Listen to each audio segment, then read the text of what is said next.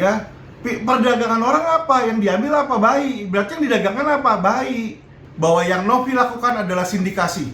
Yang Novi lakukan adalah melanggar hukum. Yang Novi lakukan adalah perdagangan orang.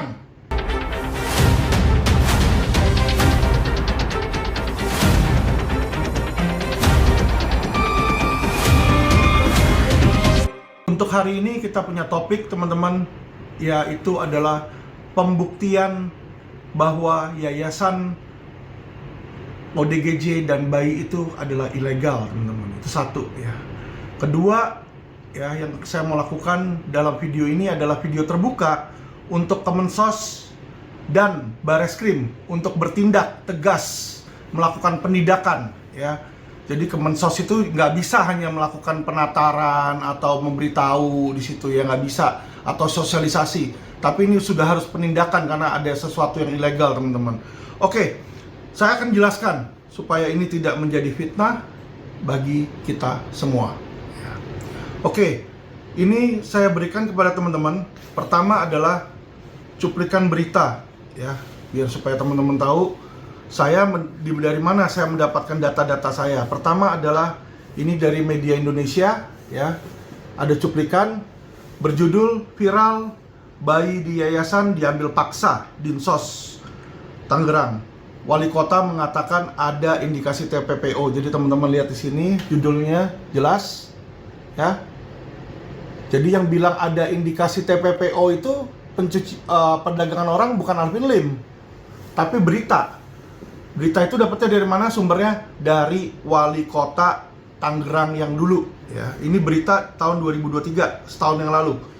Video yang berisi dugaan adanya pengambilan paksa anak asuh di Yayasan Rumah Peduli Kemanusiaan yang merawat bayi-bayi dari orang dengan gangguan jiwa ODGJ viral di media sosial. Aksi pengambilan paksa dilakukan oleh Dinas Sosial Kota Tangerang. Jadi teman-teman tahu, ya, sudah ada pengambilan paksa ini loh, teman-teman, ya. Video yang diunggah dalam media sosial Instagram memperlihatkan seorang bernama Pratiwi Novianti, pemilik yayasan. Jadi diperlihatkan di situ pemiliknya, si Novi ini, ya, tengah didatangi dari pihak dinas sosial. Di video pun terjadi cekcok saat pihak dinas sosial dikawal kepolisian hendak membawa anak yang ada di yayasan. Jadi dinas sosial sudah dikawal sama kepolisian, teman-teman. Ingat, ya, aparat penegak hukum, pejabat pemerintah sudah dikawal dengan aparat penegak hukum. Jadi tidak mungkin aksi yang mereka lakukan adalah aksi legal nih. Mohon maaf, ya. Terus kedua yang kita harus tahu di situ, yang harus dicermati oleh teman-teman, dibilang di sini si Novi ini cekcok dengan dinas sosial dan aparat penegak kepolisian. Jadi sama seperti yang saya sedang lakukan saat ini, ya, membela Agus, ya. Hal yang sama, si Novi ini cekcok. Dia nggak terima, nggak apa, ngoceh-ngoceh kanan kiri di situ, ya. Teman-teman bisa lihat di medsos lah, mau laporin saya ke polisi lah, mau inilah, semua dia laporin, ya. Sampai akhirnya dia melaporkan diri dia ke LPSK. Dia mau mengaku sebagai korban, teman-teman, ya.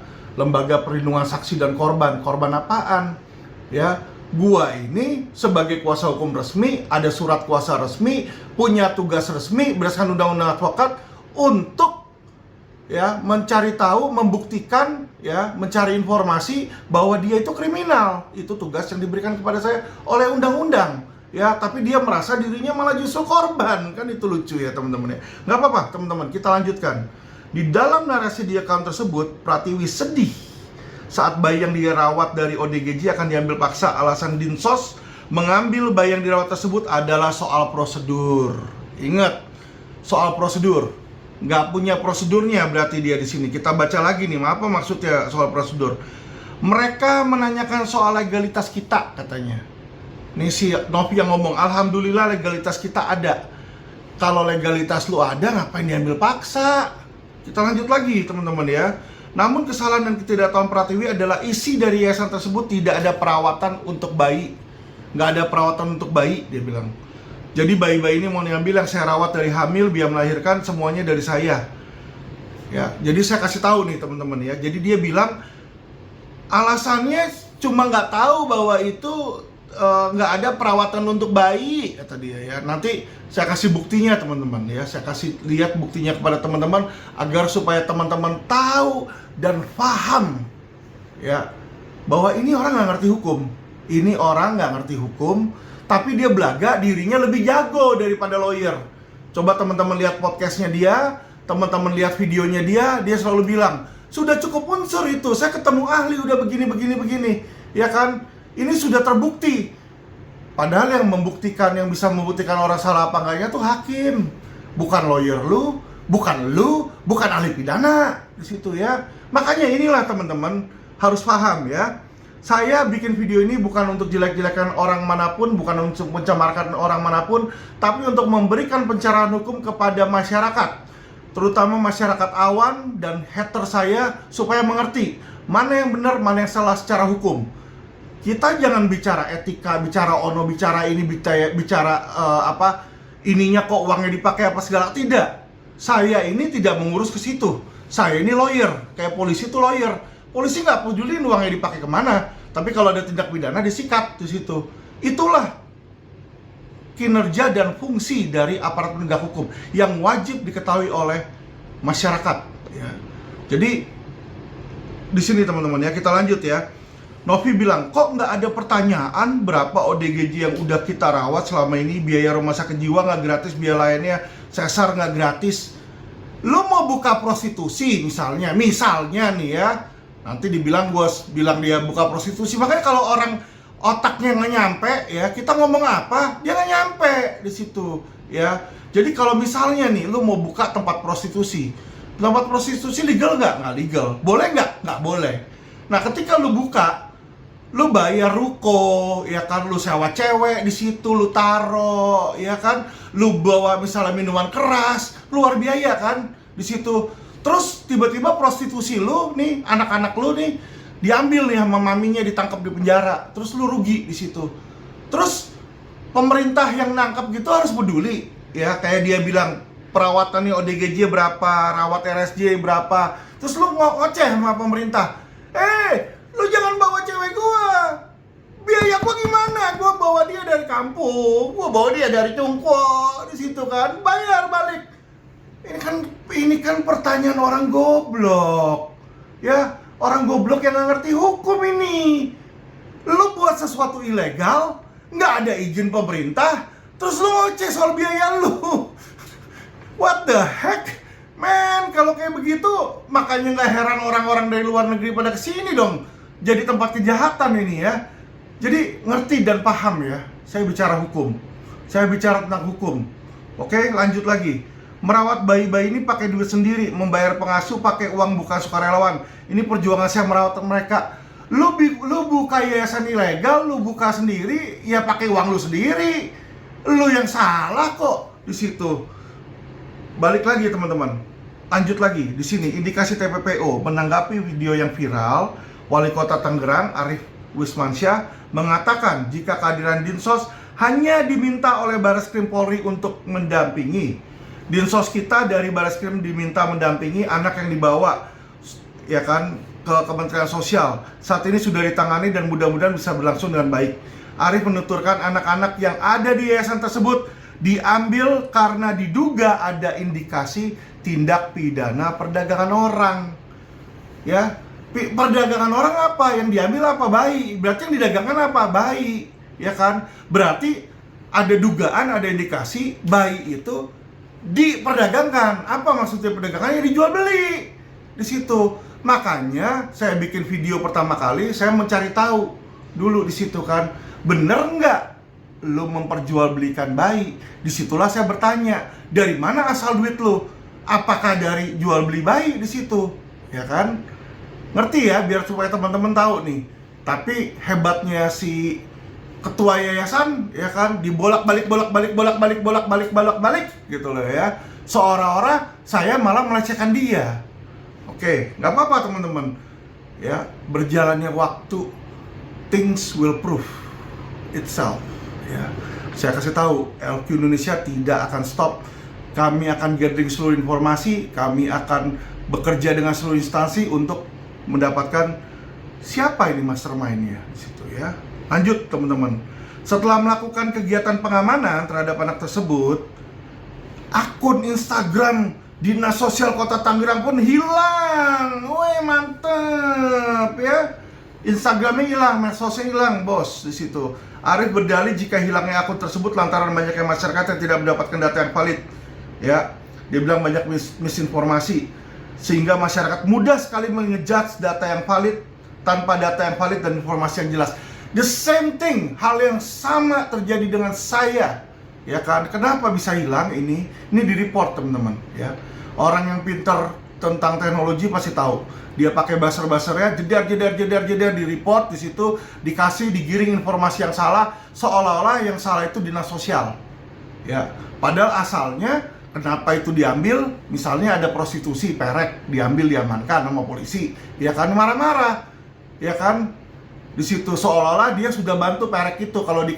Kalau di desa kan tuh perek nggak bisa kerja. Di situ kan dia kasih pekerjaan, dikasih duit apa semua segala macam. Jadi dia merasa dirinya berjasa. Padahal tanpa dia tahu institusi yayasan yang dia bangun itu ilegal, nggak boleh, ya teman-teman. Oke, kita lanjut lagi teman-teman. Jadi teman-teman di sini sudah tahu sedikit banyaknya. Ini bukti pertama teman-teman ya. Saya akan berikan teman-teman bukti kedua. Dan bukti kedua ini teman-teman, oke, ini saya cuma kasih lihat depannya doang, dalamnya saya akan bacakan, saya nggak akan kasih lihat ya. Tapi sebenarnya teman-teman, ini saya dapatkan resmi dari Yayasan Rumah Peduli Kemanusiaan, bukan saya, tetapi dimohonkan oleh LQ Indonesia Law Firm. Jadi teman-teman lihat ada judul atasnya aja, ya. Judul atasnya bisa dilihat di sini. Pertama, profil Yayasan Rumah Peduli Kemanusiaan dimohonkan oleh LQ Indonesia Law Firm. Jadi teman-teman, ini adalah data yang diperoleh secara resmi. Ya, lu terserah si Novi mau ngomong gua dapatnya nyolong lah, melanggar dia punya privasi lah. Kalau ini privacy, ya institusi Dirjen AHU nggak mungkin kasih ke LQ, ya. Jadi selain data pengamanan perlindungan data, ya ada undang-undang juga yang namanya Undang-Undang Informasi Publik. Ya. Data AHU ini adalah data informasi publik. Siapapun boleh meminta. Oke? Ya, jadi kalau nggak ngerti hukum, lu belajar dulu hukum. Lu lapor polisi, lu cuma ngerepotin kepolisian doang. Ya, gua sih nggak masalah, polisinya repot, lu nya juga repot. Nanti lu periksa saksi semua tetek bengek, ahli tetek bengek. Lu 2-3 bulan habisin waktu, gua dipanggil, gua kasih bukti, stop LP lu. Ya, oke. Lu bikin LP banyak kan, bos. Lu bikin lagi tuh LP ngambil data perlindungan data lah, apa kata lu tetek bengek lu. Lu laporin lagi banyak kan, gua udah tantangin lu. Jangan buat 1-2 biji, lu bikin 1000 LP. Ya, oke, lanjut. Gua bilang di sini ya. Jadi teman-teman tahu ini permohonan resmi ya dari LQ, bukan Alvin Lim ya. Dia selalu bilang ada Alvin, ada lawyer Alvin. Yang meminta institusi nyong.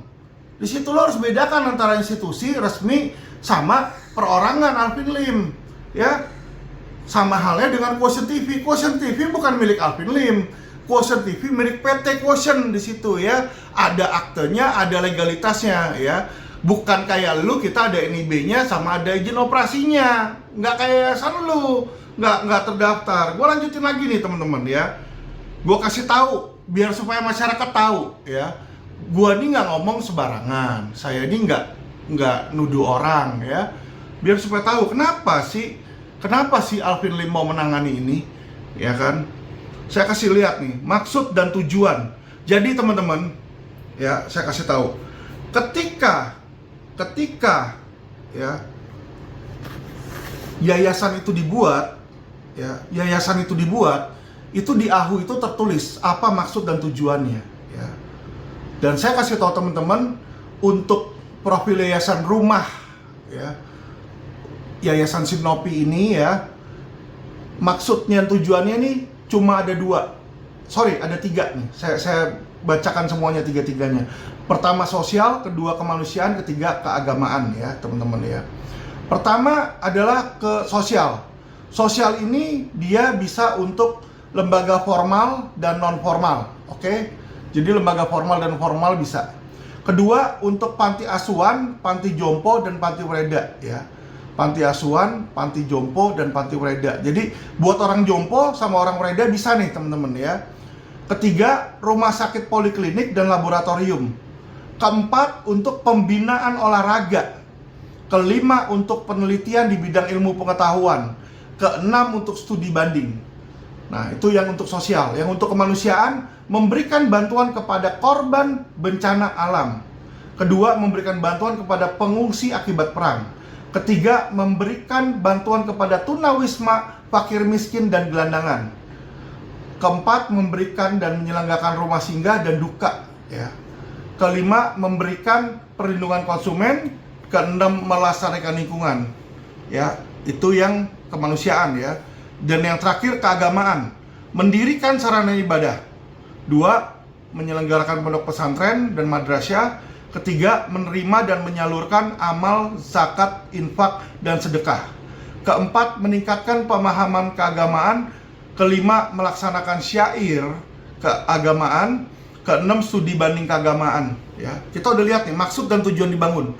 Pertanyaan saya ya, biar teman-teman cerdas. Dari maksud dan tujuan yang diberikan izin oleh AHU, legalitas dia, ada nggak mengasuh ODGJ? Ada nggak tadi?